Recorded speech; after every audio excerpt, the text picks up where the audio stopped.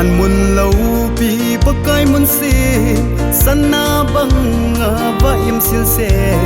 sungam hun ding chu kang ngai tu le anop na ding hallelujah kele chana lesa dum lo bắc kai le mi thing te le na china le nat na ta lo ding Zion ko pi gam chu kal hun ting hallelujah oh hallelujah kalung me tin ka galot sing jesu lo pi na thu sim ngai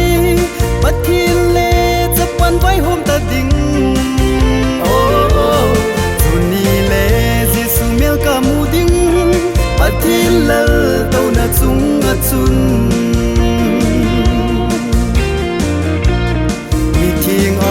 sang za chi zo ta Giêsu mun sim na chung gam ma chun ke zong ni khat le chung gam no ma ka chi te ding kin ka ki het ni hallelujah oh hallelujah kalung me din ka galot sing Giêsu lo pi na thu sim ngai pathin le chapan vai hom ta ding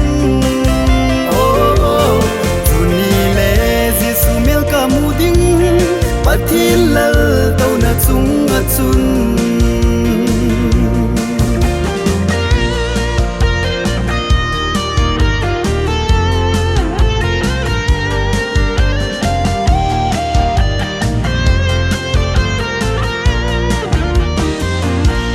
chu chi mun chu il hun thei na di hin na hin khu mang u hitin ta san ngai lut ki nep na pu mi pakai hing lam chu zun tau hi te hallelujah oh hallelujah kalung me din ka galot sing jesu lo pi na thu sim ngai pathil le chapan vai hom ta ding oh chuni le jesu mel ka mu ding pathil lal to na chung a chun hallelujah oh hallelujah kalung me din ka galot sing jesu lo pi na thu sim ngai pathil le chapan vai hom ta ding oh chuni le